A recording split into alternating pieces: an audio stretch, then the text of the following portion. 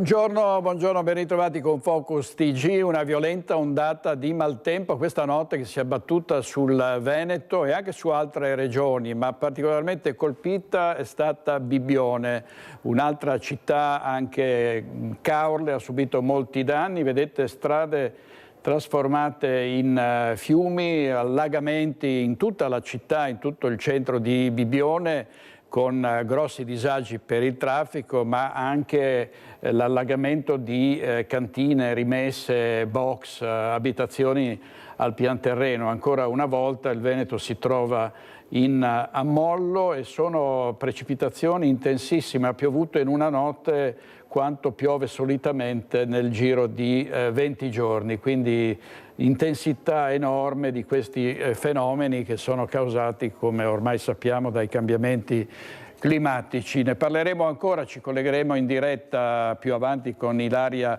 Marchiori per darvi tutti i particolari e intanto andiamo avanti con la cronaca nera. Una 19enne trevigiana che è stata stuprata da un branco mentre si trovava in vacanza a Malta. La denuncia ai carabinieri di Conegliano. Sono indagati 5 studenti di Brindisi. La violenza sarebbe stata ripresa da uno della banda con un cellulare. Sono stata violentata mentre ero ubriaca, le parole scioccanti di una trevigiana 19enne che ha denunciato lo stupro ai carabinieri di Conegliano. Una vacanza a Malta dopo gli esami di maturità, un periodo di riposo e svago che si è trasformato in un incubo. Indagati per stupro di gruppo 5 studenti, 4 residenti a Brindisi ed uno a Lecce fra i 17 e i 19 anni. Il minorenne, secondo quanto ricostruito quella notte, era presente ma avrebbe solo assistito. I fatti risalgono a luglio scorso. Il gruppo di amici e la vittima si sono incontrati e conosciuti proprio a Malta. Insieme avrebbero trascorso qualche serata tra locali e musica. La notte del 22 luglio la 19enne avrebbe seguito volontariamente i ragazzi nell'appartamento che avevano preso in affitto per il periodo di ferie. Qui, secondo quanto ha denunciato la ragazza, sarebbe stata violentata dal gruppo di amici. Il giorno dopo, rientrata in Italia, la trevigiana si sarebbe confidata con i genitori. Immediata la denuncia ai carabinieri. Il fascicolo è passato alla procura di Brindisi. Trattandosi di un reato che si sarebbe verificato all'estero, la procura chiamata a svolgere l'indagine è quella di residenza degli accusati. La violenza sarebbe stata ripresa con il cellulare di uno degli indagati. Le forze dell'ordine hanno avviato immediatamente le indagini ed una serie di accertamenti sui telefonini posti sotto sequestro sia dei ragazzi che della vittima per acquisire ulteriori elementi ai fini investigativi. Non solo, ma sarebbero già state perquisite le abitazioni dei 5 indagati. I ragazzi, ascoltati dalle autorità, hanno confermato di aver avuto un rapporto sessuale con la 19enne, ma hanno respinto la violenza. Secondo la loro versione, si sarebbe trattato di un rapporto consensuale. La giovane, fra l'altro, avrebbe raccontato che quella notte si trovava in uno stato di alterazione provocato dall'alcol. Gli inquirenti sperano di poter trovare, tra le immagini dei cellulari, foto, video o possibili scambi tramite le varie piattaforme di messaggistica che possano contribuire a ricostruire i fatti. Si tratta questa di una seconda violenza sessuale denunciata in pochi giorni dopo quella della ragazza veneziana che ha raccontato di essere stata stuprata da un giovane albanese a Durazzo. Ora un altro grave episodio avvenuto all'estero che coinvolge una trevigiana. Servizio di Daniela Sizia e vediamo gli sviluppi dell'inchiesta sull'accoltellamento della donna che è stata sfregiata e ferita gravemente dall'ex marito che è entrato come una furia nel locale. Questa donna è stata poi salvata da una cliente. E questo è stato solo l'ultimo episodio di una storia di violenza proprio all'interno di questa coppia. Rimane in carcere a Vicenza il 45enne Gaetano Buccolo, accusato del tentato omicidio dell'ex moglie di 3 anni più giovane. La decisione è arrivata dal giudice del Tribunale di Vicenza che ha convalidato l'arresto dell'uomo, finito in manette la sera stessa dell'agguato grazie al tempestivo intervento dei carabinieri. L'aggressione a mani nude a colpi di coltello è avvenuta la sera di sabato 6 settembre in una sala slot di via Montegrappa a Marostica, dove la donna aveva iniziato da meno di un'ora il suo consueto turno di lavoro al bancone del bar. I fendenti l'hanno colpita al volto, alle braccia, al torace e solo la prontezza e il coraggio di un'altra donna presente in quel momento ha consentito alla vittima di trovare una prima protezione dalla furia cieca dell'uomo. La storia tra i due, provenienti entrambi dalla Campania e residenti nel Bassanese da una ventina d'anni, era già costellata di violenze domestiche, sia con minacce verbali sia con aggressioni fisiche, ripetute e testimoniate anche dai vicini di casa che la coppia ha avuto nel corso degli anni. L'episodio più grave nel 2021, quando lui aveva gettato addosso all'ex compagno una pentola di acqua bollente, provocandole diverse ustioni e ricevendo per questo una condanna a 2 anni e mezzo di reclusione. L'uomo ha anche rilasciato spontanee dichiarazioni davanti al giudice, probabilmente per ricostruire alcuni dettagli della vicenda. La donna, dimessa dall'ospedale San Bassiano, è tornata a casa con i parenti più stretti che da tempo denunciavano le vessazioni da parte del 45enne che perseguitava l'ex fisicamente ma anche a distanza attraverso i social. La coppia aveva anche subito un processo per stalking nei confronti di alcuni vicini in un altro comune del circondario a causa di pesanti molestie e minacce. Nessuno dei vicini ha accettato di parlare dei pessimi rapporti di vicinato che si erano instaurati nei 2 anni della loro presenza intorno al 2011. Della situazione della donna e dei 2 figli si erano occupati negli anni i servizi sociali del comune di Rosà, dove i 2 si erano in seguito trasferiti, e anche quelli dell'ULSS 7 Pedemontana. Dopo tante violenze subite è arrivata anche questa seconda denuncia che ha riaperto per Buccolo le porte del carcere.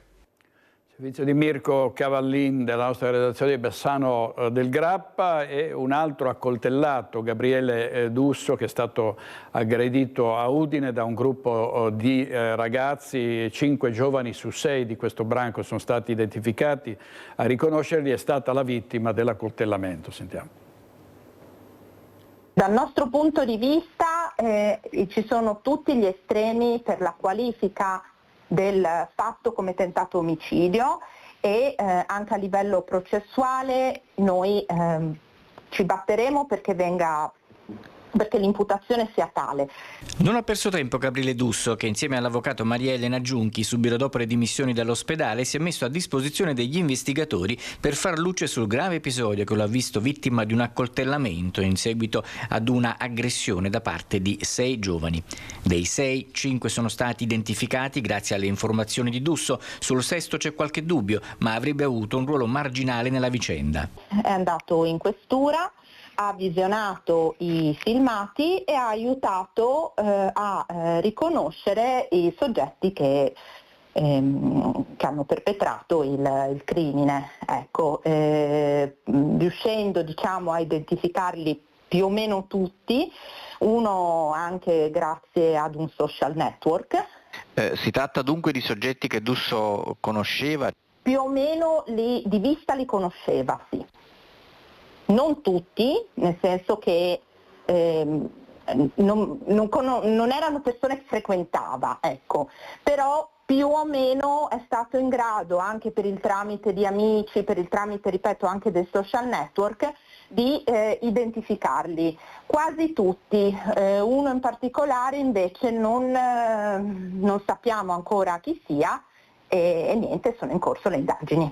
La palla ora passa alla procura, che con le informazioni in suo possesso, dopo la visione delle telecamere e l'identificazione fatta da Dusso, potrà continuare l'indagine e avviare la ricerca dei presunti responsabili. Adesso noi aspettiamo che la procura richieda l'emissione al GIP delle dovute misure cautelari.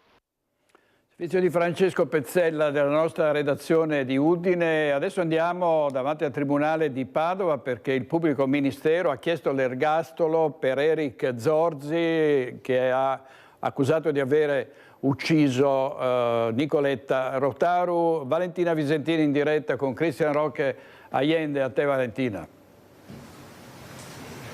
Sì, buongiorno direttore, è durata circa 2 ore la requisitoria del pubblico ministero Maria D'Arpa. Alla fine la richiesta di pena massima per Eric Zorzi, quella dell'ergastolo più le pene accessorie e la revoca definitiva della patria potestà. Eric Zorzi, lo ricordiamo, è sul banco degli imputati per aver ucciso l'ex moglie Nicoletta Rotaru, simulandone poi il suicidio, un delitto avvenuto il 2 agosto del 2023 ad Abano Terme. E e nelle 2 ore di requisitoria davvero durissime sono stati ricostruiti gli anni di violenza non solo fisica ma soprattutto psicologica subita da Nicoletta, che veniva perennemente insultata, denigrata, umiliata, trattata quasi come un oggetto da Eric Zorzi. Alla fine della requisitoria il PM ha detto che Zorzi non ha solo distrutto la vita di Nicoletta ma ne ha distrutte 3, ovvero quella di Nicoletta e delle 2 figlie, anche loro costrette non solo a essere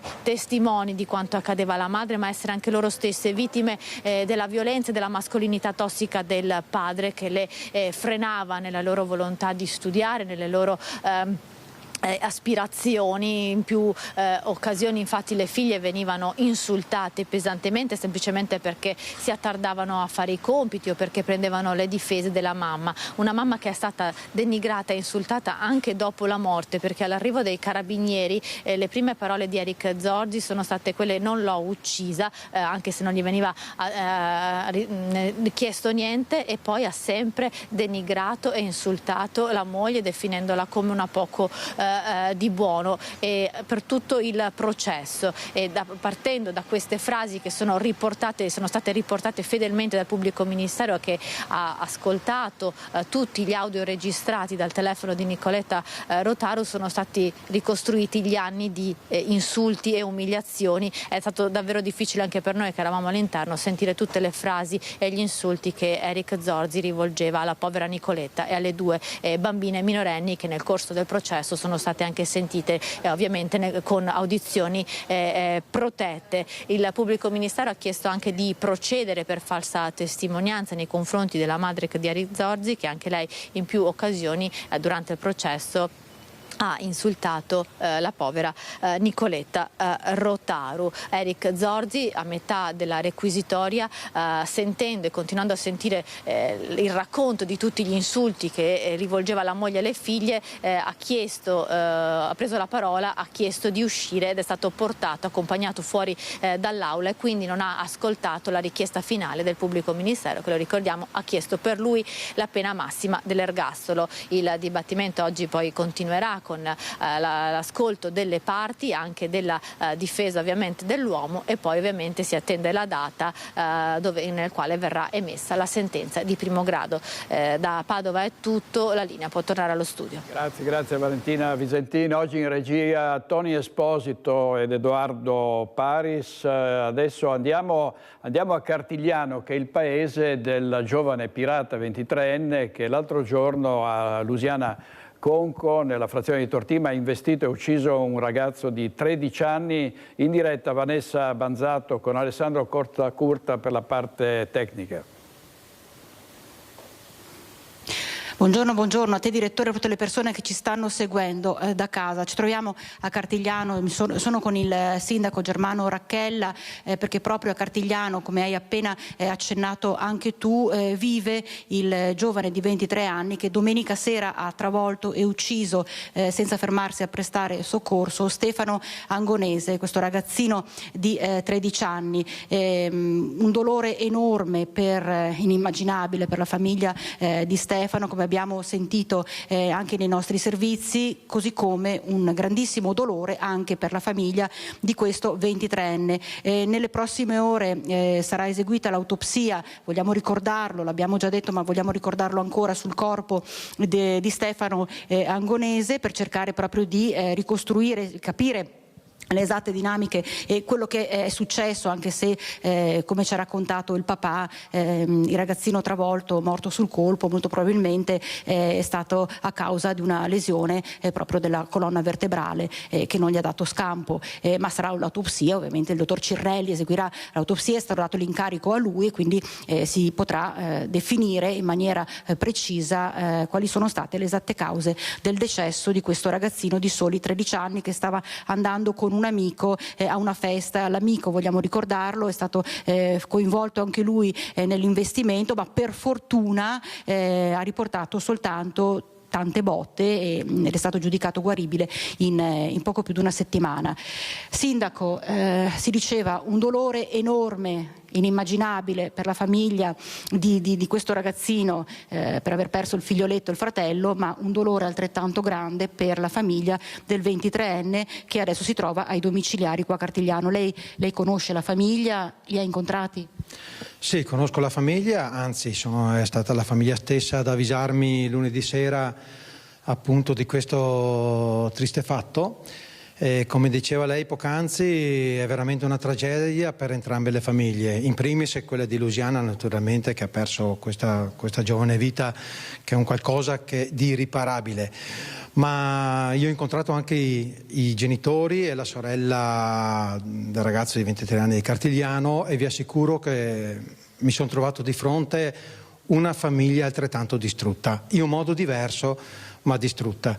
Dunque la prima cosa che ho fatto quando l'ho saputo, ho chiamato subito la mia collega di Lusiana per fare le condoglianze alla comunità di Lusiana da parte della comunità di Cartigliano. Purtroppo non saprei cosa fare in questi frangenti se non un invito a tutti i ragazzi di stare molto attenti, ma soprattutto fermatevi, perché se c'è un incidente e uno si ferma, tutto si può riparare.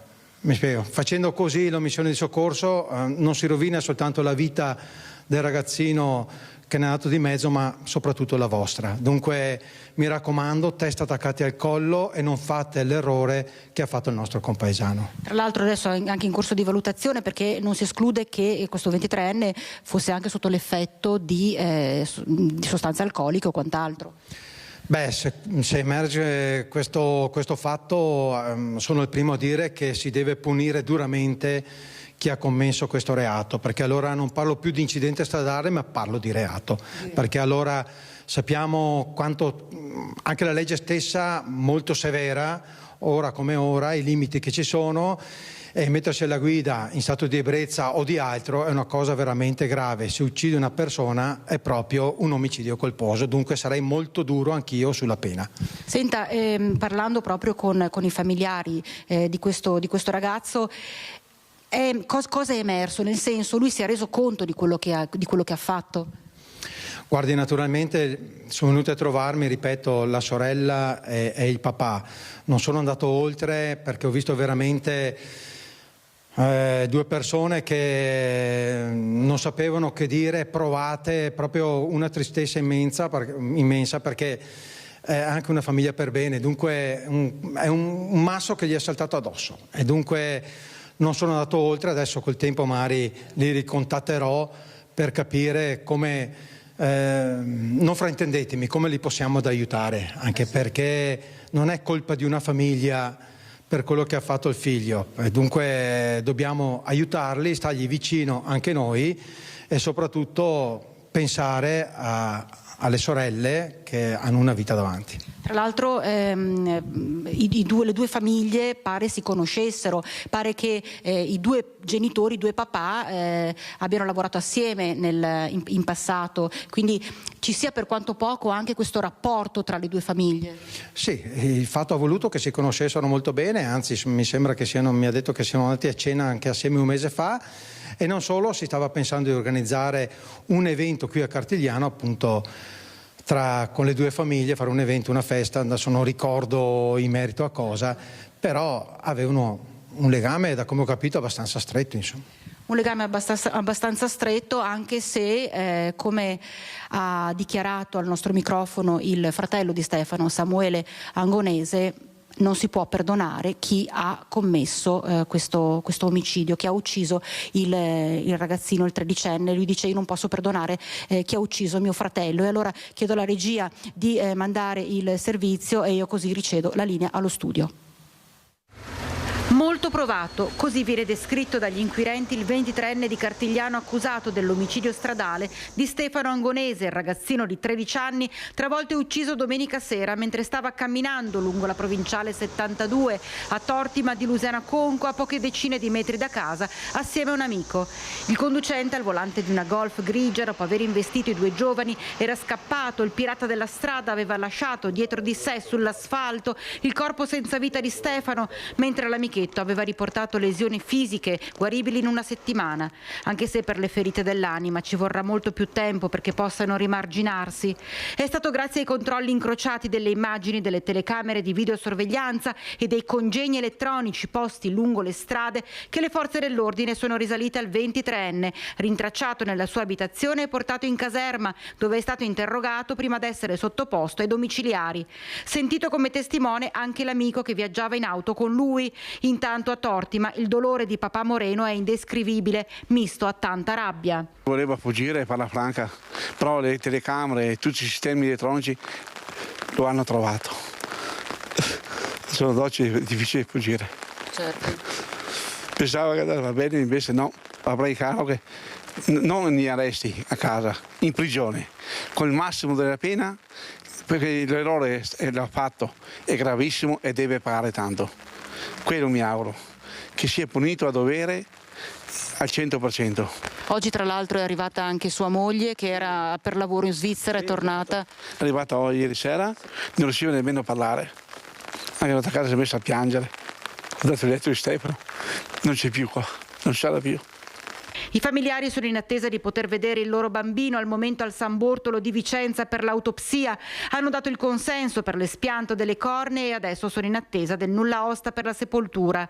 E il fratello Samuele, straziato dalla perdita del suo Bocchia, come lo chiamava scherzosamente, non riesce a pensare al perdono perché gli ha strappato in un battito di ciglia il fratellino di appena 13 anni. Adesso che si sa chi è il pirata della strada che ha ucciso tuo fratello, te la senti di perdonarlo? Purtroppo no, semplicemente perché ha portato via un pezzo della famiglia, un pezzo, quasi tutto il mio cuore, per questo purtroppo non ti perdono. Ci collegheremo più tardi con Christian Arboit da Valdobbiadene per un altro incidente. Vediamo il titolo del Gazzettino: cade in monopattino e sbatte la testa sul marciapiede, quindicenne in coma, è gravissimo e non indossava il casco. Sentiremo poi altri particolari da Christian Arboit in diretta. E fortunatamente non si è trasformato in una tragedia l'incidente tra due bici elettriche ieri sera a Ponte San Nicolò in provincia di Padova, coinvolti due giovanissimi. Incidente verso le 9 di ieri sera lungo la strada statale 516 a Ponte San Nicolò nel Padovano.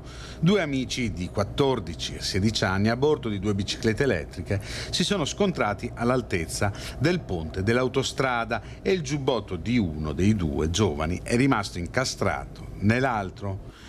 I ragazzi sono caduti rovinosamente a terra. A lanciare l'allarme un automobilista che sopraggiungeva e che ha assistito alla scena. Rapido l'intervento dei soccorsi, sul posto i carabinieri della locale stazione, oltre ai mezzi del SUEM 118. Da subito le condizioni del sedicenne sono risultate più critiche.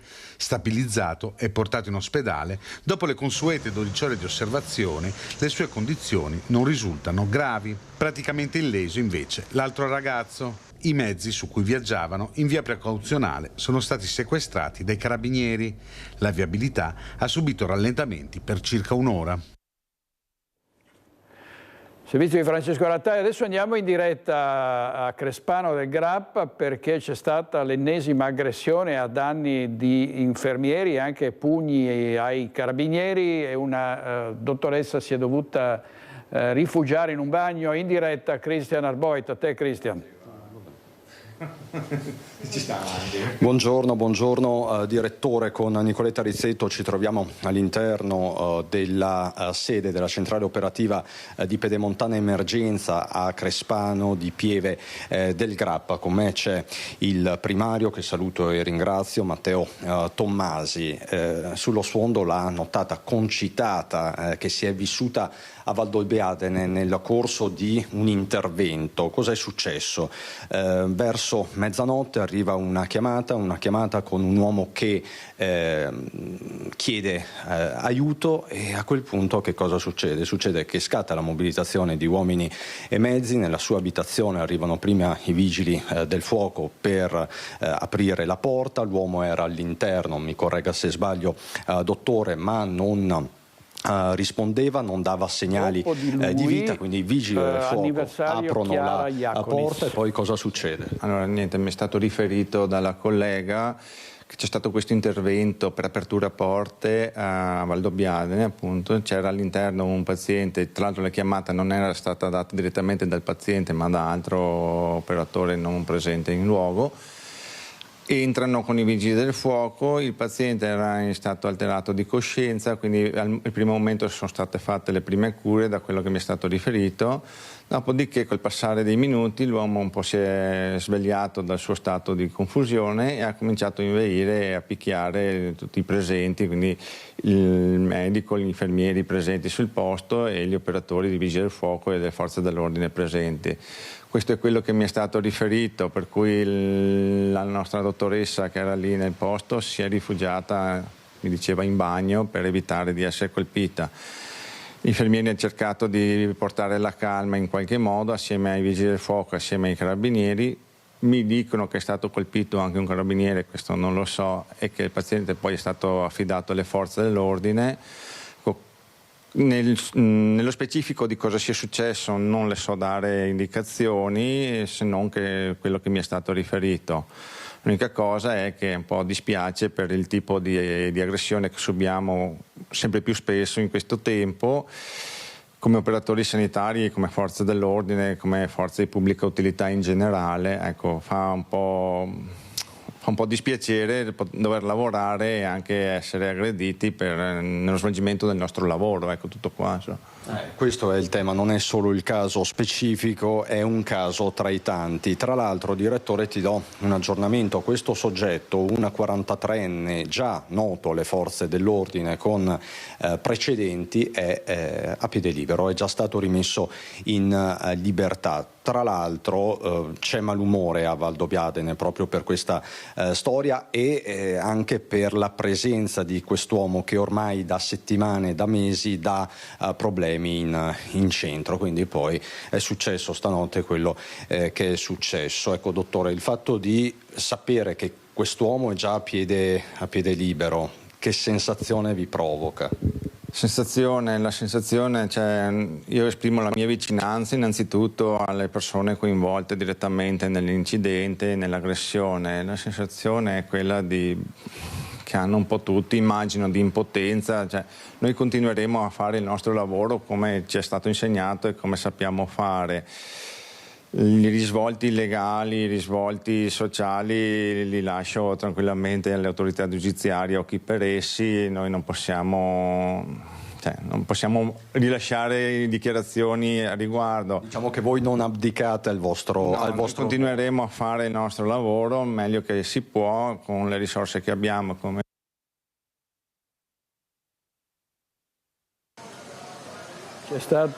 Si è frizzato il collegamento, poi vediamo di recuperarlo con Cristian Arboit e Nicoletta Rizzetto da Crespano del Grappa. Adesso vediamo invece allora un concerto a Napoli domenica per l'anniversario della morte di Chiara Iaconis, la trentenne, ricorderete, padovana, uccisa da una statuetta lanciata da un balcone di un palazzo dei quartieri spagnoli a Napoli. La famiglia della giovane poi, dopo questo concerto, incontrerà Papa Leone. Niente potrà alleviare il dolore per la perdita di una figlia. Per i genitori di Chiara Iaconis, trentenne padovana, uccisa a Napoli da una statuetta di onice lanciata da una finestra, il 17 settembre sarà il primo anniversario di un lutto che ha segnato irrimediabilmente la serenità della loro famiglia. Papà Gianfranco, mamma Cristina e la sorella Roberta quel giorno saranno ricevuti in udienza da Papa Leone XIV. Prima un incontro generale, poi privato. Per loro le parole del Santo Padre saranno un conforto nel giorno più buio, ricordando il sorriso di Chiara e la sua giovane vita spezzata per una tremenda fatalità. L'incontro in occasione del Giubileo della Consolazione, rivolto ai genitori che hanno perso i figli. La famiglia Iaconis aveva scritto a gennaio al segretario vaticano di Papa Bergoglio per chiedere un incontro. Dopo la morte del pontefice, il suo successore Leone aveva continuato nel suo impegno per riuscire a vedere la famiglia padovana. La trentenne Chiara Iaconis il 15 settembre dello scorso anno stava passeggiando per una via dei quartieri spagnoli a Napoli insieme al suo fidanzato quando è stata colpita la testa da una statuetta di onice caduta da un balcone di un palazzo. Dopo un anno di indagini che hanno coinvolto anche la procura dei minori partenopea, visto che sembrerebbe che a lanciare la statuetta sia stato un bambino, risultano ancora indagati i genitori del minorenne per omicidio colposo e omesso controllo. Valentina Visentina ha firmato questo servizio, adesso abbiamo ripristinato il collegamento con Cristian Arboit e Nicoletta Rizzetto a Crespano. Di nuovo a te, Cristian.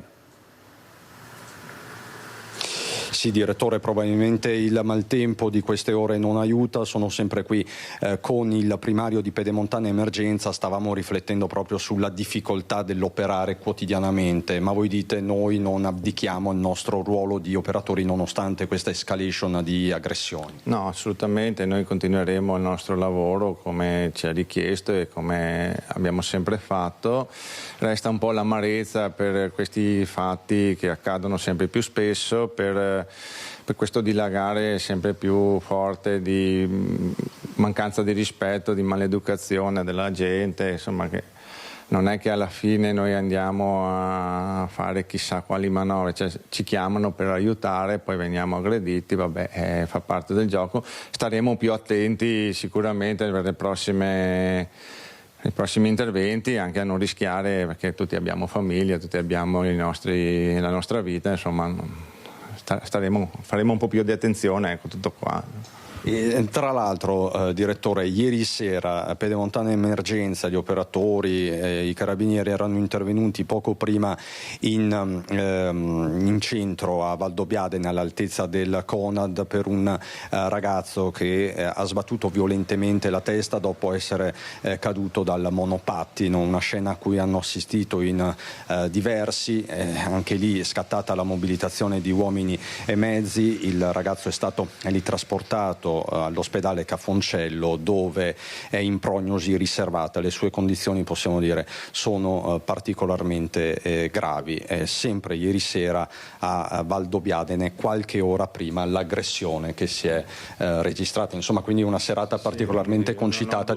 Non ho nessun dubbio sull'ottimo operato sia della nostra centrale operativa, che ringrazio per il coordinamento difficile che ha, perché non è facile gestire tutta la provincia per questo tipo di intervento, sia per gli uomini e i mezzi che abbiamo in campo, che ogni giorno lavorano con dedizione, con consapevolezza anche del pericolo che corrono e con quello che riescono a fare, insomma, con i mezzi che abbiamo. Grazie per queste sue parole, per questa sua testimonianza, dottor Tommasi, primario di Pedemontana Emergenza. Per il momento da Crespano del GRAP è tutto. Direttore, ti restituisco la linea con Nicoletta Rizzetto. Grazie molto ai nostri inviati. Adesso andiamo a Bibbione, perché sono caduti 122 mm d'acqua nel giro di 4 ore, davvero precipitazioni eccezionali, allagamenti a Bibbione ma anche a Caorle, a Eraclea.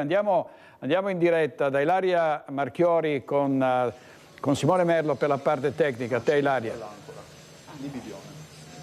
Sì, buongiorno direttore, buongiorno ai nostri telespettatori. Come hai anticipato, dalle 2 alle 6 di questa notte c'è stato un violento acquazzone che si è abbattuto su questo territorio. In questo momento noi ci troviamo a Bibbione, nello specifico nel seminterrato di un locale. Prima di dar voce ai titolari, voglio un attimo farvi vedere qual è la all'interno di questo locale, appunto nel seminterrato. Guardate qui, vediamo se riesco ad accendervi la luce. Ecco qui, questa è la zona dei bagni, tutto allagato, per darvi l'idea del livello dell'acqua, che sta mano a mano anche scendendo, però era anche più alta fino a poco tempo fa.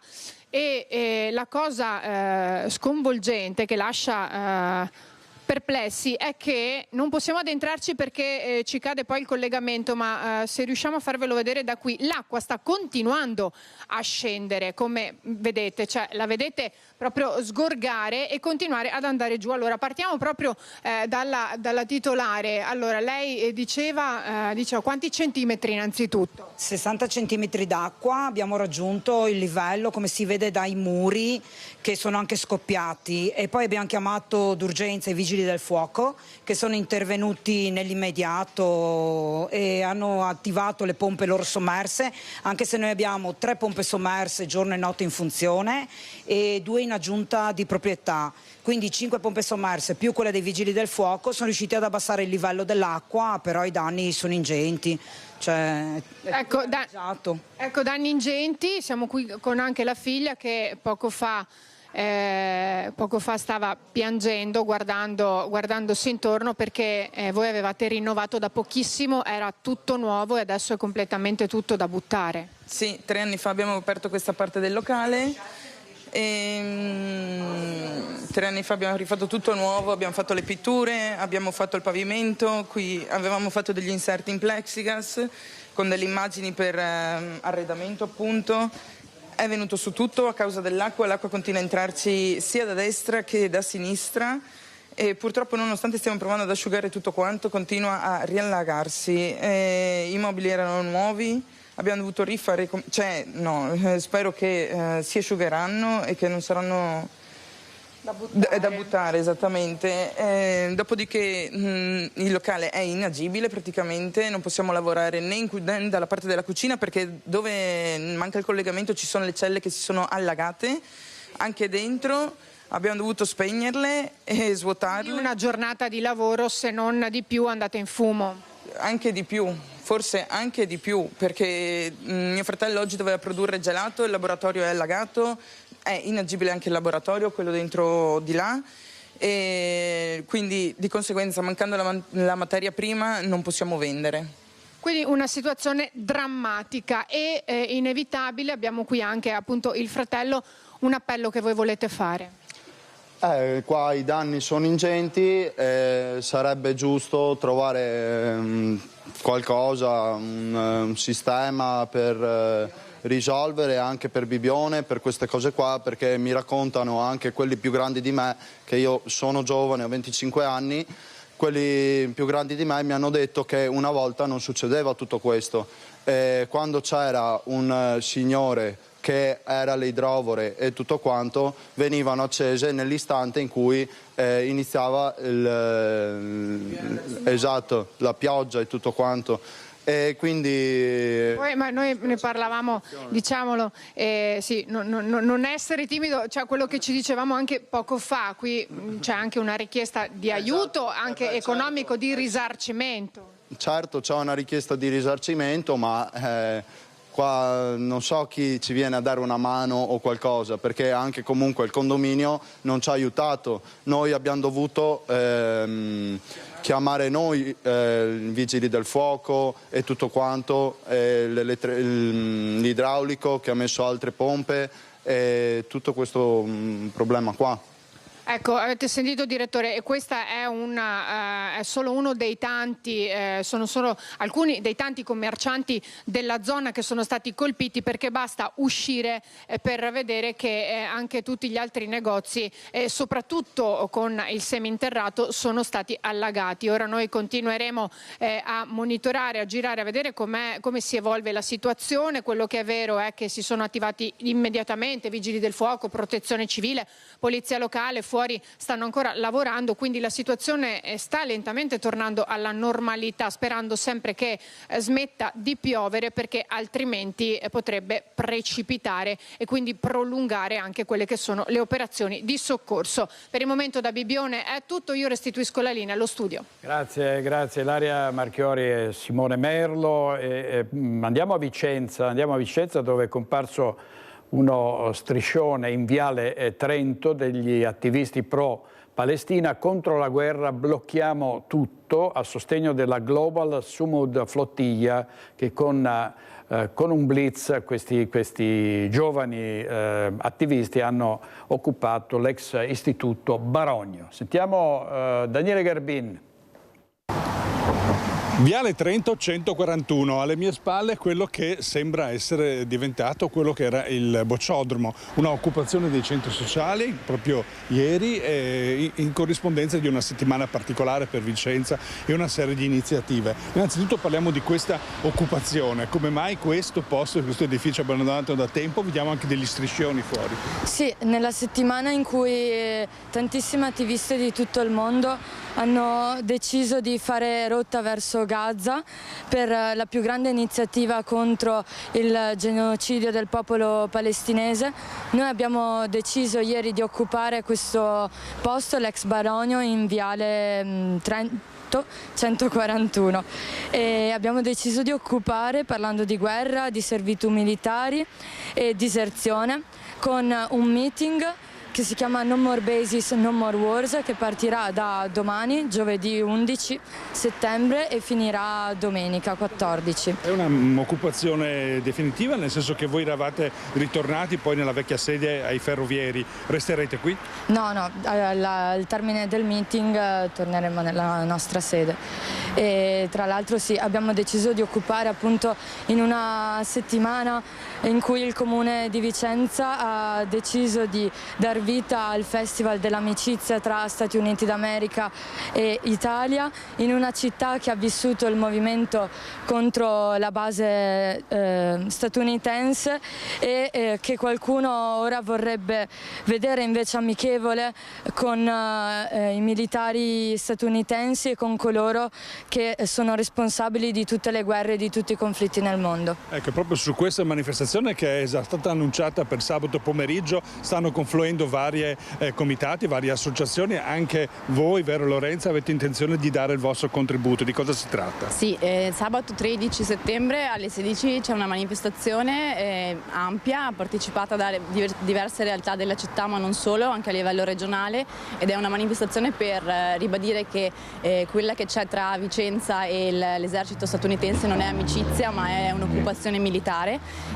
Partiremo da Piazza Castello e raggiungeremo la base del DIN attraverso l'Argine, e sarà un momento insomma per ribadire che non accettiamo questa occupazione, per ribadire che siamo contro la guerra, siamo contro il genocidio, e anche per sottolineare che il genocidio e le guerre partono anche da Vicenza attraverso le basi militari che ci sono nel territorio. Ecco, sarà una manifestazione pacifica, sappiamo anche che queste occasioni sono anche l'occasione per molti magari di creare dei disordini. Le vostre intenzioni? Sarà assolutamente una manifestazione pacifica, come dicevo prima, una manifestazione ampia, a cui partecipano tantissime realtà, ed è una manifestazione che è stata costruita attraverso un'assemblea pubblica che si è riunita negli ultimi 3 mesi appunto per costruire questo momento di opposizione e di protesta, che però sarà assolutamente pacifico, e porteremo però dei messaggi chiari, questo sicuro. Grazie a Daniele Garbini e all'operatore Simone Squarcina. Abbiamo parlato ieri sera di Gaza, abbiamo parlato della flottiglia che si sta dirigendo verso la striscia, è stata oggetto anche di un attentato, un drone che ha colpito una delle barche, quella di Greta Thunberg. Ne abbiamo parlato ieri sera anche perché Roberto Vannacci, il generale Vannacci, è intervenuto dicendo che questi attivisti che vanno verso Gaza vanno a loro rischio e pericolo. Sentiamo cosa ha detto uno degli ospiti, Leonardo Padrin. Cioè, qui siamo di fronte a una grande operazione di marketing, secondo me è una cosa che potrebbe anche come dire, sminuire la capacità di marketing della Coca-Cola. Qui ci sono dei politici che non a caso si chiamano compagni fra di loro, ma questo per carità è più che lecito e più che comprensibile, che magari adesso la Val di Susa è un po' calata come attenzione, per cui insomma solo che invece che essere solo indigeni, italiani sono europei, per cui si dimenticano che Hamas ha ucciso bambini, violentato donne ed è un'associazione terroristica, e quindi, non avendo argomenti, hanno organizzato questa specie di flottiglia, come la chiamano, molto attenti al marketing. C'è anche Greta Thunberg, che è quella che ha attraversato col principe di Monaco su una barca green l'Oceano Atlantico. Quindi, insomma, voglio dire, non so a quanti sia capitato di attraversare l'Oceano Atlantico con la barca green del principe di Monaco, ecco. Questo per dare una dimensione, però parliamoci chiaro, lì forse hanno anche dei viveri nelle barche, ma se vogliono aiutare quei cittadini palestinesi che vivono sotto la dittatura di Hamas e che oggi si trovano coinvolti in un conflitto, subendone purtroppo le tragiche conseguenze anche di un atteggiamento molto discutibile dello Stato israeliano, è evidente che è priva questa iniziativa di qualsiasi concretezza.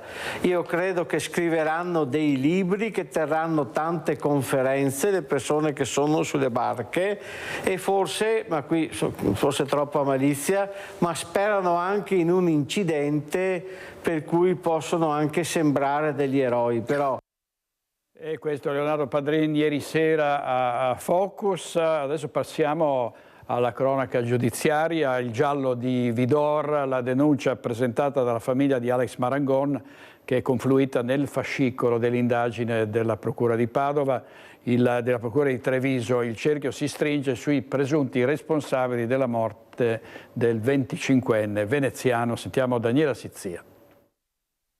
Non è caduta nel vuoto la denuncia presentata dai genitori dalla sorella di Alex Marangon. Il 25enne è morto la notte tra il 29 e il 30 giugno dello scorso anno, dopo aver partecipato ad un rito sciamanico nell'abbazia di Vidor.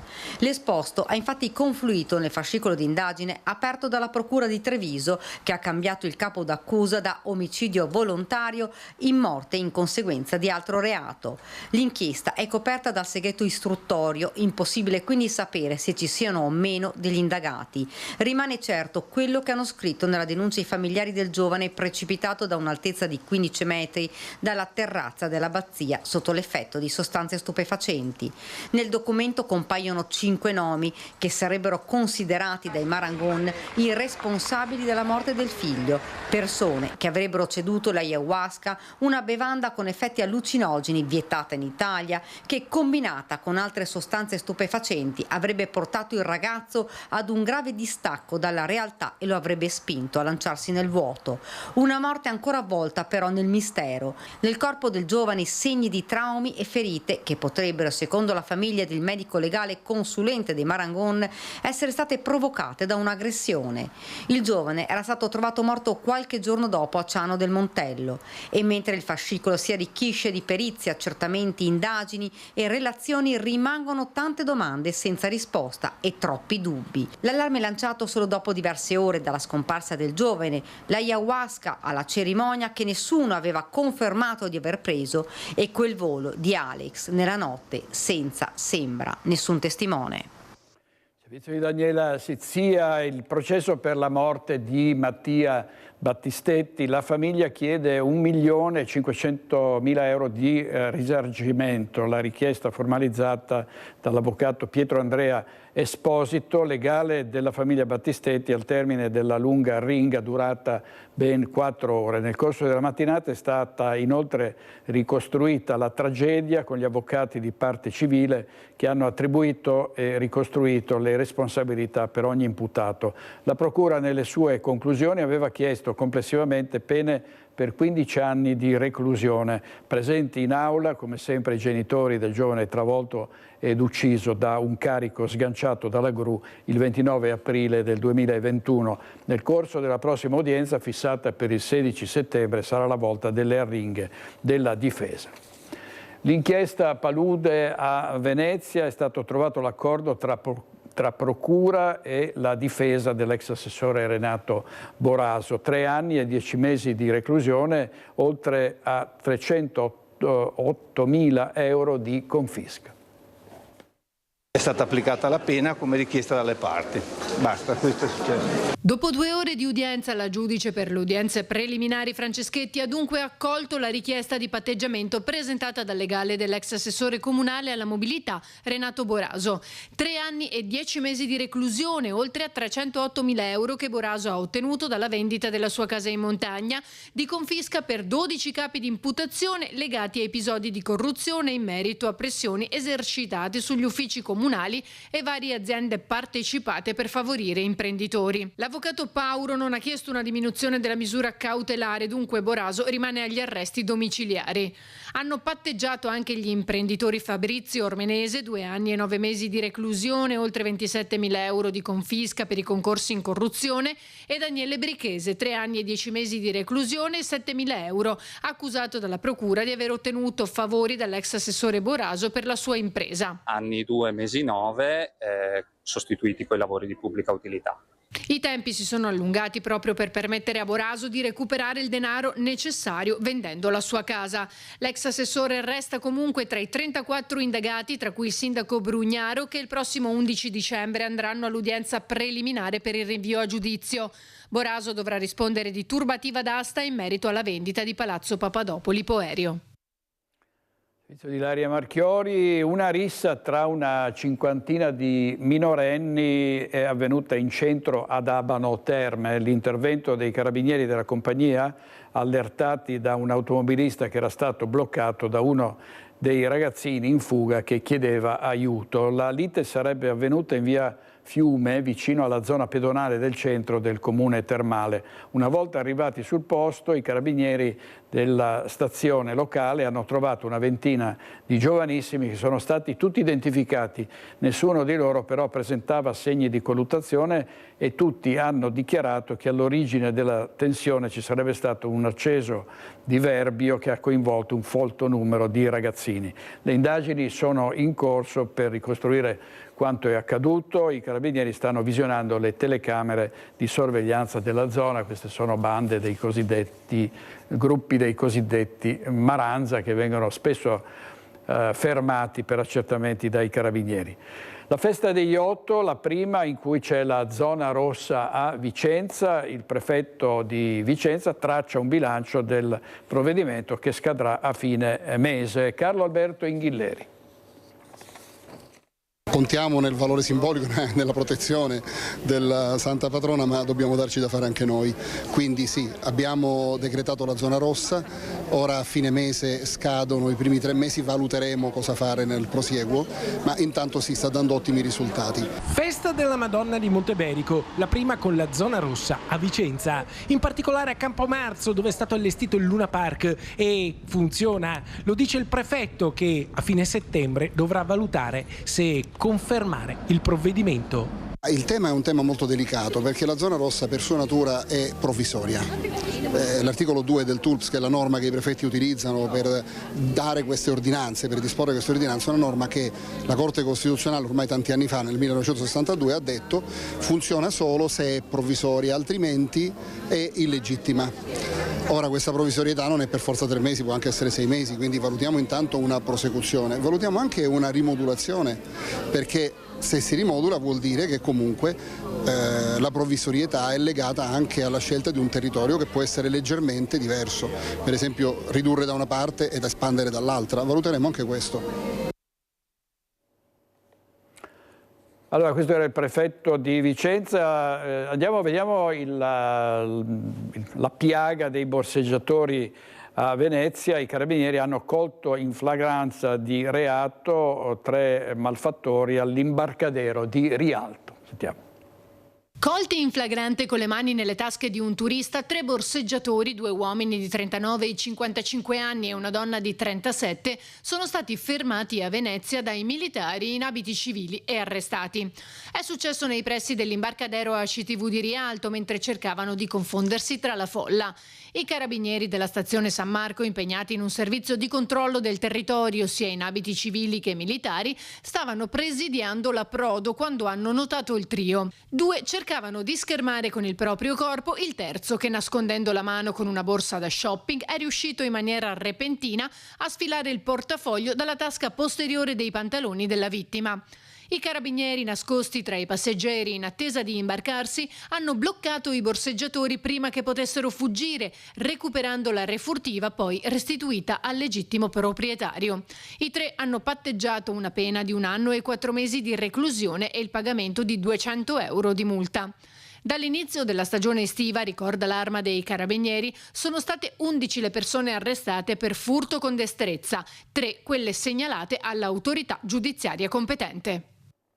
Adesso andiamo a Belluno perché è stata una stagione ricca di visitatori, quella della montagna quest'estate, però c'è sempre il pericolo dell'overtourism. Andiamo da Fabio Fioravanzi con il nostro operatore Stefano Bozzi. A te Fabio. Grazie per la linea, siamo a Belluno, siamo a Palazzo Fulcis, sede del museo, davanti a un'immagine bellissima, rarissima della Belluno, la mappa di com'era la Belluno di una volta, un posto, una immagine, un quadro da venire a visitare, dove oggi hanno presentato questa guida che parla delle Alpi in senso generale. Siamo qui con il presidente del Parco delle Dolomiti, con il presidente di UNCEM, dove si è parlato in questa occasione di turismo sostenibile. Cosa vuol dire parlare di turismo sostenibile nelle Alpi e in particolare quelle del Veneto? Avere una visione, cioè dire come i territori riescono ad accogliere, come le comunità che sono presenti sui territori guardano ai flussi turistici, a chi arriva, creando nuove relazioni, e questa è una grande sfida per il Paese, ma che ha in questo territorio che si apre alle Olimpiadi già delle risposte che sono efficaci, che sono interazione fra sistema dei comuni, imprese, organizzazioni datoriali,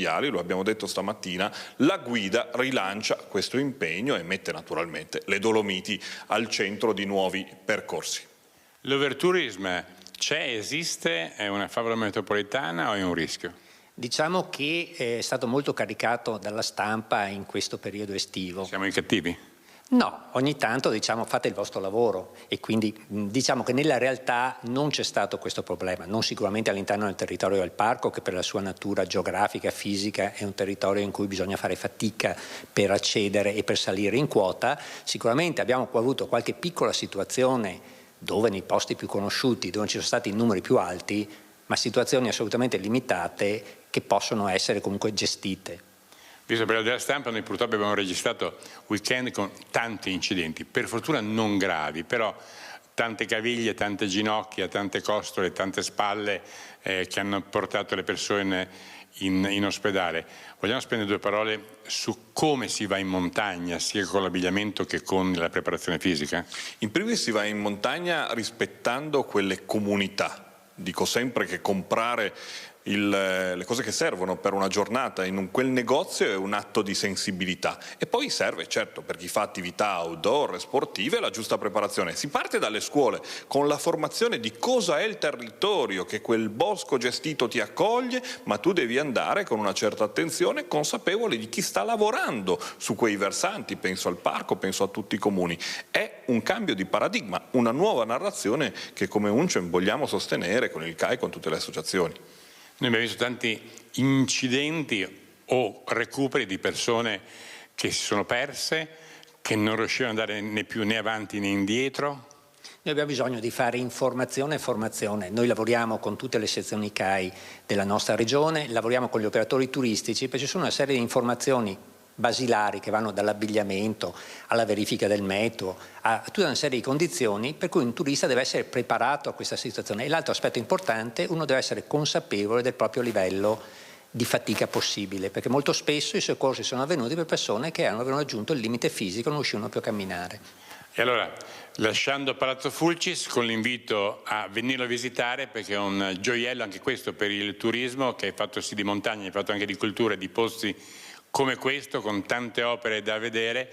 Noi abbiamo terminato la linea nello studio. Grazie a Fabio Fioravanzi e Stefano Bozzi, ovviamente agli ospiti. Vediamo lo sdegno per il danno subito dal leone alato dell'artista Marco Martalar a Tarso. Gli hanno spezzato la coda, uno dei simboli della rinascita dopo Vaia, scambiato per una giostra o un gioco da turisti e curiosi. Si vede che era una cosa che attraeva qualcuno a fare da pendolo, non so, qualcosa del genere. Ecco, trattare un'opera d'arte più come un gioco che come opera d'arte, ecco. E alla fine ci sono riusciti. La coda spezzata al leone alato in legno più grande del mondo, inaugurato poco più di un mese fa a Fratta di Tarzo per festeggiare i 6 anni dall'iscrizione delle colline e del Prosecco nel registro UNESCO dei patrimoni dell'umanità. Marco Martalar, l'artista asiaghese che ha fatto del legno violato dalla furia di Vaia una missione di cultura e memoria, aveva già lanciato l'allarme qualche settimana fa con delle foto inequivocabili sul suo profilo Facebook. Turisti che si appendevano come fosse una giostra alla coda del leone alto 7 metri e lungo 10, realizzato con pazienza certosina usando 3.000 pezzi di radici di alberi abbattuti dalla tempesta. Appesi a un'opera d'arte per farsi selfie, fotoricordo o semplicemente per gioco. Sono più persone che continuano a mettere le mani su magari un punto preciso dell'opera e l'ultima riesce a fare il danno più grosso, spezzarla, perché l'opera è abbastanza robusta, ma il continuo mettere le mani sempre nello stesso punto prima o poi la spezza. Quindi il colpevole finale è solo l'ultimo della fila. L'immagine della coda spezzata sta suscitando lo sdegno in tutto il Veneto. Il leone sarà riparato, ma Zaia paventa già l'ipotesi di una videosorveglianza per evitare ancora episodi come questo, anche se ammette sarebbe un fallimento culturale. Le opere di Martalar non sono nuove a vandalismi come questi, ma stavolta il rammarico è più forte. Il leone alato è anche un simbolo, no? Per noi veneti, per la Serenissima, un simbolo storico che secondo me dovrebbe anche fare un po' pensare. Non è solo un'opera d'arte che ha a che fare posso dire, ha a che fare con la cultura proprio di un popolo, e questo fa un po' stare un po' più male. E poi c'è anche il turismo cafone, visto che ne stiamo parlando, nuove foto in bikini nel centro di Montegrotto che alimentano la polemica sul decoro urbano, e per il sindaco serve comprensione. Sentiamo Marta Zatta.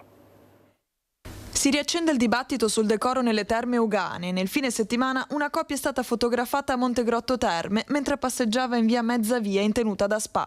Nello scatto, ripreso da un residente, si vede lui in costume verde acceso, lei in bikini bianco, entrambi in ciabatte, quindi con tutta probabilità ospiti di una vicina struttura ricettiva. Nella zona non è però un caso isolato. Nei giorni scorsi altre immagini hanno iniziato a circolare sui social. 2 uomini sono stati immortalati mentre passeggiavano in accappatoio in via Volta e Corso delle Terme. Una tendenza quindi che riapre la polemica sul cosiddetto turismo cafone, che a molti turba per l'immagine che potrebbe danneggiare il territorio termale. Non ci vedo nulla di scandaloso, in primo luogo perché non erano vicini a luoghi cosiddetti sensibili, in secondo luogo perché non sono stati fatti atti osceni in luogo pubblico, come si suol dire, e quindi dobbiamo essere un po' comprensivi. Magari le indicazioni da dare all'interno dell'albergo è quello, ecco, di evitare di uscire in abiti, non dico succinti, però in abiti che si usano in piscina, però da qui a creare scalpore mediatico, insomma, la vedo come un'eccessiva provocazione rispetto a una usanza che forse ci dimentichiamo, ma tra gli anni 70 e 80 era all'ordine del giorno vedere dei turisti che scendevano a prendersi il giornale, soprattutto i turisti tedeschi, in accappatoio. E dai turisti passiamo agli studenti, perché oggi primo giorno di scuola. Andiamo a Treviso da Lucio Zanatto. A te, Lucio. Buongiorno direttore, buongiorno, e abbiamo anche l'assessore Sandro Zampese che era qui fino a un minuto fa con me, poi ha visto una cosa, non ho capito bene che cosa sulla strada, è andato subito a riferire al tecnico, al dirigente di turno. Cosa succede sulla strada qua in stazione? No, dobbiamo sistemare un sottoservizio. Ecco, tanto per dire, no? L'eredità Gentilini, cioè vedere la strada, trovare la soluzione. Però noi siamo qui perché questa mattina alle 7, direttore, abbiamo fatto un giro per vedere il primo giorno di scuola in quest'area. Qui siamo nella stazione ferroviaria di Treviso, dove il cantiere di Ferrovie dello Stato sta andando avanti. C'è chi dice abbastanza a rilento, però intanto nel frattempo la scuola è iniziata, quindi si temeva che oggi insomma ci fosse un bel po' di caos. In realtà ci hanno lavorato dietro e bisogna ammettere che questa mattina alle 7 tutto ha girato per il verso giusto, nel senso che gli studenti sono arrivati, hanno trovato gli autobus incanalati in maniera importante, perché va detto che per chi arriva a Treviso adesso c'è una sorta di gincana da fare per evitare traffico. E quindi cosa avete pensato con Ferrovie dello Stato e non solo? come diciamo così, tragitto? No, abbiamo pensato proprio alla tutela degli studenti e anche soprattutto pensando a quello che era successo l'anno scorso. C'erano stati dei problemi di invasione di corsia da parte degli studenti e quindi di pericolo. Quindi abbiamo fatto dei passaggi pedonali protetti, transennati, e quindi la movimentazione di tutti gli studenti è stata corretta e perfetta. Ecco, devo dire che la Serra Zampese l'abbiamo trovato questa mattina alle 7 insieme a un considerevole numero di vigili urbani, polizia locale di Treviso. Poi c'era anche un dispositivo voluto dal questore di Treviso per il controllo degli stupefacenti, quindi abbiamo visto anche i cani antidroga in azione e poi per ultimo anche, diciamo così, l'attività, ma anche per primo l'attività di MOM, che non è stata pianificata fino ai minimi particolari. Rimaniamo per un attimo col il tema della scuola, perché c'è una notizia che la Storia Zampese vuole dare a tutti quanti riguardo alle storiche scuole medie, ovvero le Stefanini. Cosa succede alle Stefanini, questo cantiere infinito? No, allora abbiamo avuto un cantiere che è stato molto complesso, critico, e anche il più grosso cantiere scolastico che ci sia dagli anni 50, quindi è una ristrutturazione, in realtà una nuova costruzione che abbiamo fatto, e quindi porteremo gli studenti su una scuola nuova di zecca. Abbiamo convenuto assieme alla dirigenza scolastica di fare posticipare la data di reimmissione degli studenti nel plesso dalle vacanze di Natale alle vacanze di Pasqua, perché l'impresa, che è encomiabile, e qui la ringrazio pubblicamente, che ha lavorato anche nel mese di agosto senza far ferie, lavorando fino anche alle ore 19, però è stata ridotta per questo decreto governativo sul caldo, giustamente fatto a tutela dei lavoratori, la salvaguardia della vita dei lavoratori, che però è costato circa 3 settimane di ritardo. Con questo rischiavamo di non essere puntuali a Natale, quindi abbiamo deciso di posticipare assieme, in accordo con la dirigenza scolastica, per Pasqua. Ecco, quindi questa è la notizia per quanto riguarda il tema della scuola. Per quanto riguarda invece il tema della viabilità, nulla da segnalare se non rallentamenti, ma l'altra cosa da segnalare è che adesso comincia a piovere in maniera importante e quindi staremo a vedere nelle prossime ore come procederà. Io adesso, prima di ridarti la linea, sentirei anche il presidente IMOM Colladon, che abbiamo sentito intorno alle 7:15 questa mattina, facendo il punto della situazione e sentendo anche il voto che ha dato questo primo giorno di scuola dal punto di vista delle infrastrutture e, diciamo così, del supporto agli studenti. E poi linea a te, direttore. Come sta procedendo secondo lei? Bene, mi pare bene, ho visto fermate a posto, quindi i ragazzi sono ordinati, gli auto ci sono, quindi bene così. Cioè, nonostante i lavori qui in stazione, insomma, in qualche maniera si è riusciti a gestire? Beh, l'avevamo anche l'anno scorso, quindi siamo abituati a questa cosa qua, ma insomma mi sembra che le cose vadano nella maniera giusta. Sono abbastanza disciplinati questi ragazzi, ho visto che stanno attenti al rosso, eccetera. No, stiamo controllando anche i ragazzi, se hanno l'abbonamento ovviamente se hanno il biglietto, quindi mi pare che le cose vadano nel verso giusto. Grazie a Lucio Zanato. Andiamo in pubblicità con i nostri registi Tony Esposito e Edoardo Pari. State con noi, torniamo subito.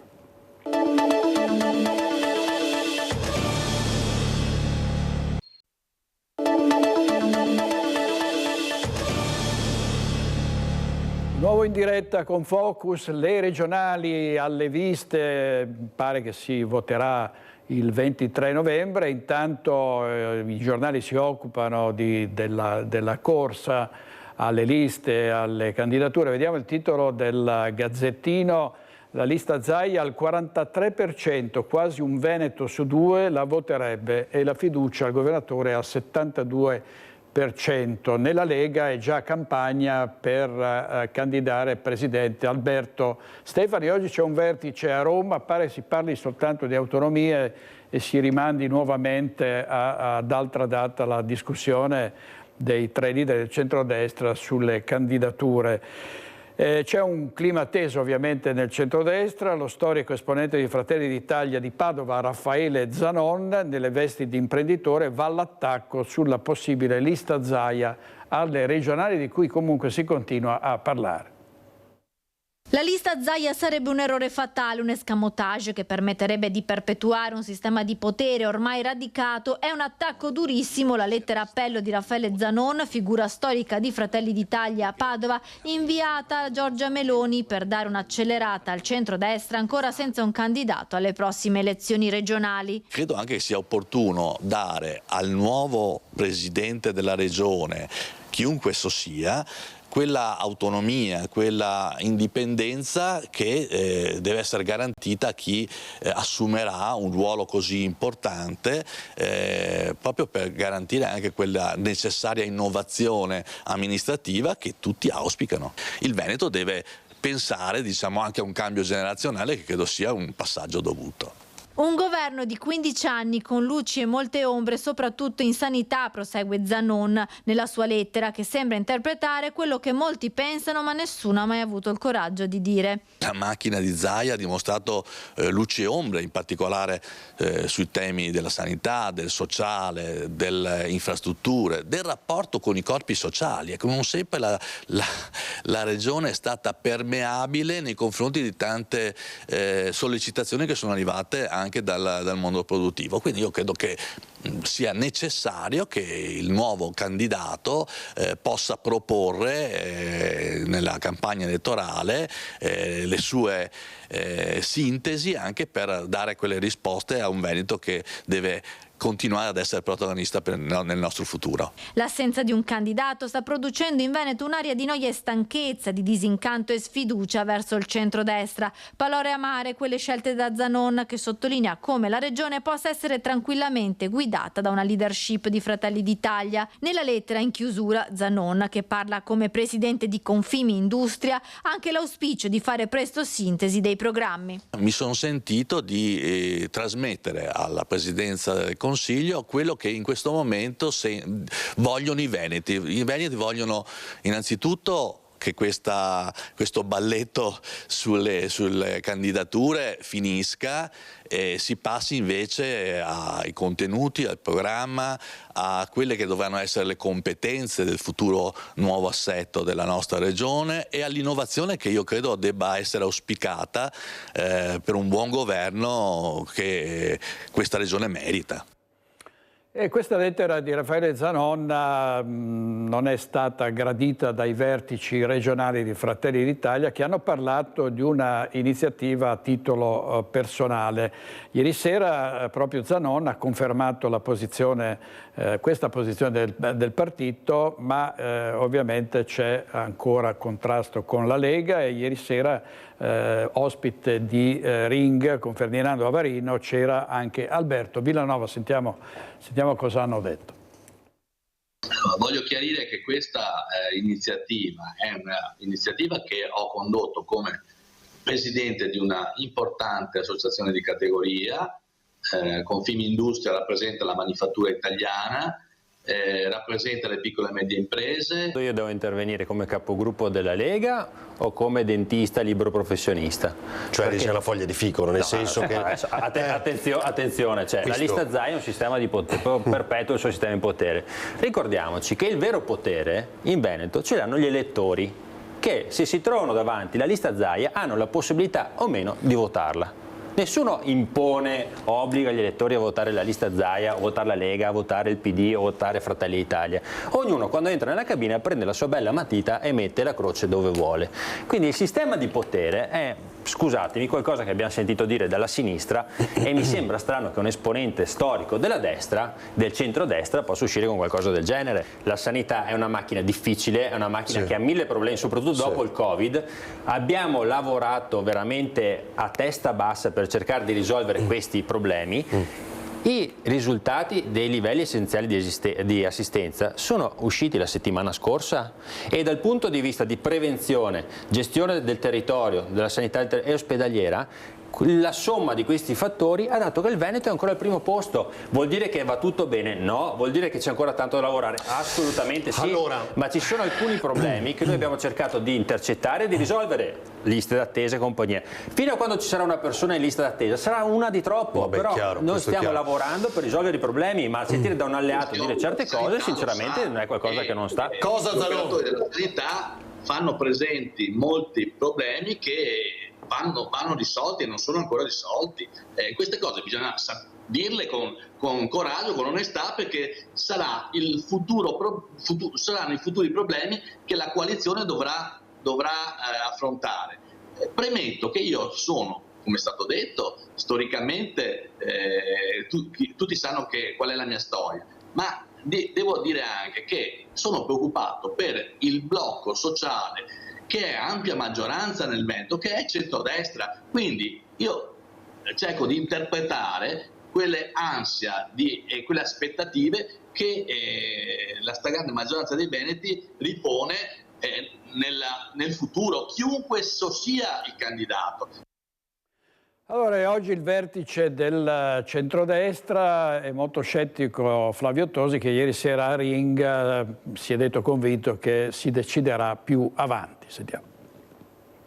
Quando ci sarà l'incontro, secondo me questa settimana non ci sarà, non so neanche se ci sarà la prossima. I tempi quali sono? Se si vota, come ormai insomma penso sia scontato, il 23 di novembre, le liste si presentano il 25 di ottobre. È vero che i comizi elettorali vanno indetti 50 giorni prima, quindi vuol dire che ai primi di ottobre indici i comizi elettorali, ma le liste si presentano il 25 ottobre, che non vuol dire decidere il candidato presidente il 15 ottobre, vuol dire che comunque non siamo impiccati sui tempi, sapendo che la decisione, mentre giustamente il centro-sinistra è già in campo, dovevamo semplicemente ritrovare un candidato che si divertisse a fare una bella campagna elettorale perdente, perché quello è il loro destino. Dalla parte di qua devi decidere chi governerà il Veneto per i prossimi anni, quindi insomma è anche normale che ci sia un dialogo più serrato e ci siano anche dei tempi, perché adesso ci sono le Marche che vengono avanti, cioè, i nostri leader, tutti i nostri leader sono uomini di governo, hanno da stare al governo, sono leader di partito, e c'è la Toscana che vota adesso, le Marche che votano adesso, l'Umbria, scusate, la Val d'Aosta che vota adesso, cioè è una situazione anche dove ahimè c'è anche tanto da fare, non c'è un'urgenza assoluta. Ovvio che bisognerebbe scegliere e che i cittadini aspettano il nome, ma è anche vero che si vota il 23 di novembre. Allora, la Lega intanto sta pensando di arrivare a una preintesa per 4 materie, 4 competenze per l'autonomia differenziata, e questo dovrebbe avvenire prima di Pontida. Ieri sera ne abbiamo parlato, tra gli ospiti c'era anche Eleonora Mosco, consigliere comunale della Lega a Padova. Direttore, intanto domani giusto ricordare che ci sarà questo famoso tavolo del centrodestra, per cui non parlerei di una Lega contro un Fratelli d'Italia, sì, perché domani c'è un tavolo di centrodestra unito per trovare un nome che sia sostenuto da una coalizione di centrodestra compatta, e quindi agli elettori già il fatto di avere la certezza che ci siano le forze politiche di centrodestra che corrono tutte insieme, penso sia già insomma un messaggio importante, perché abbiamo visto che dove si va comunque separati si va a nuocere poi anche alla coalizione. Secondo lei domani potrebbe esserci una svolta?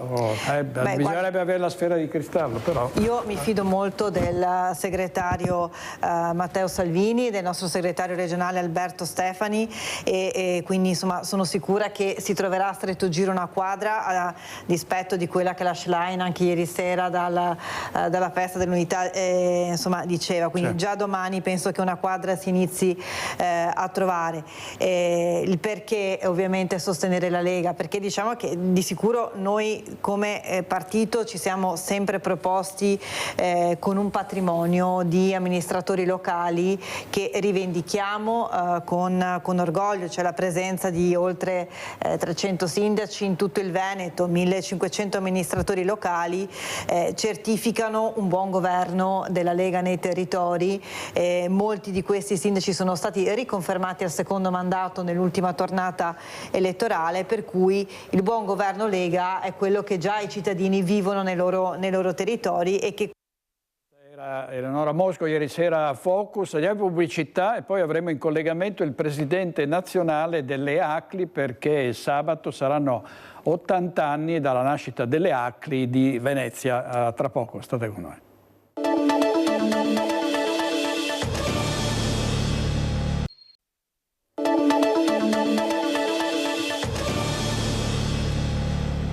80 anni fa la nascita delle ACLI di Venezia, ne parliamo con il presidente nazionale delle ACLI, Emiliano Manfredonia. Le ACLI, per chi non lo sapesse, sono le associazioni cristiane dei lavoratori italiani, una storia lunghissima, l'anno scorso in udienza da Papa Francesco, poi anche un congresso con la partecipazione del presidente Sergio Mattarella. Grazie Manfredonia per essere con noi. 80 anni dopo, oggi cosa rappresentano le ACLI?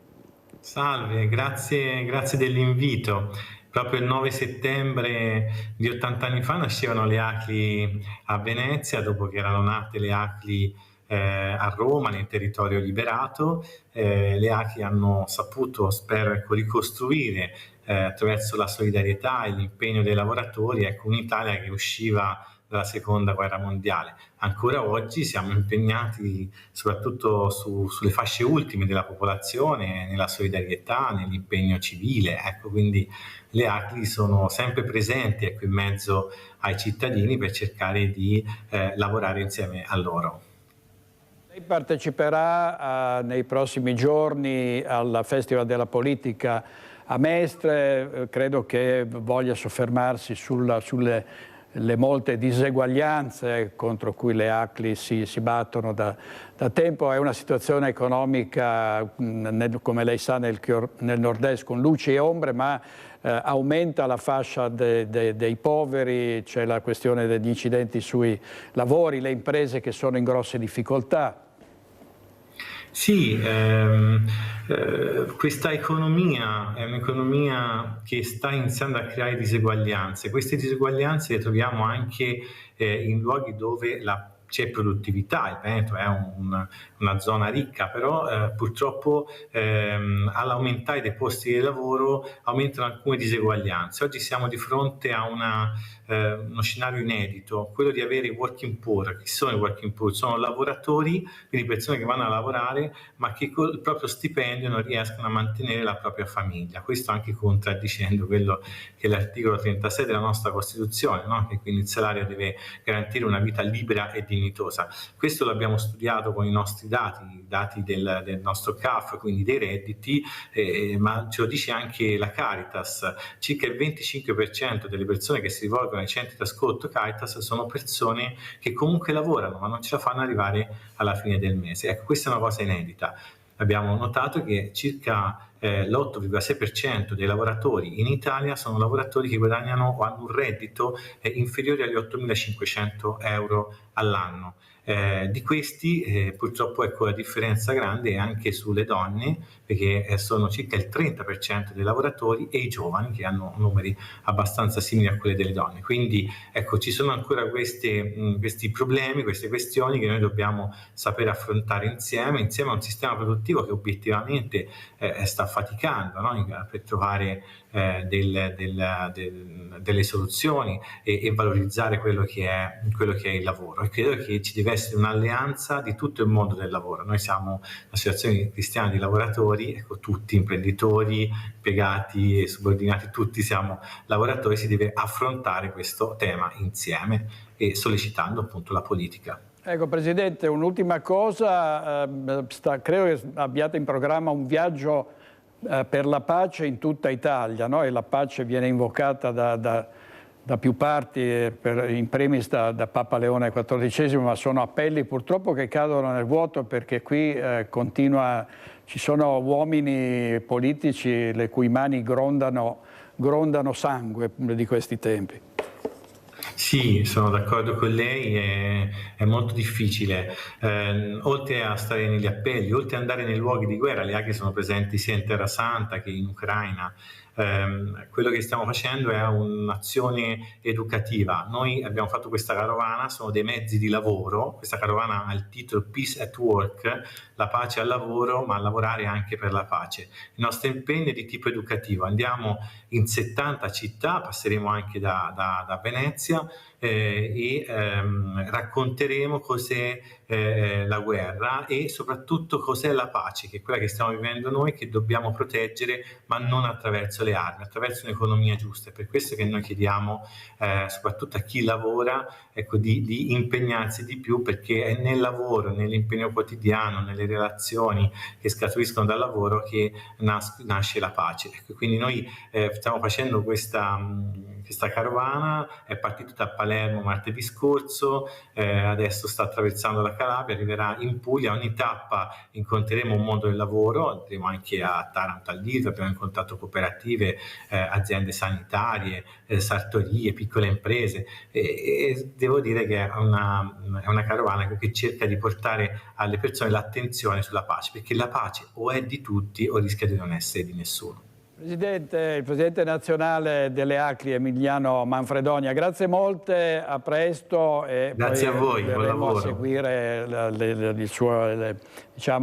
il suo intervento a Mestre. Grazie Presidente, a presto, buon lavoro, arrivederci. Arrivederci. Allora vediamo gli ospiti di questa sera a Focus, non vi perdete la puntata di Focus, chissà che non ci sia una svolta in questo centrodestra al vertice di oggi a Roma. Ci saranno Laura Besio, Anna Maria Bigon, Lucrezia Favaro, Morena Martini, Jonathan Montanariello, Giuseppe Montuori, Luciano Sandonà e Marcos Zancan. È tutto per oggi, grazie molte ai nostri registi Tony Esposito ed Edoardo Paris, ci vediamo stasera alle 21:15, buona giornata.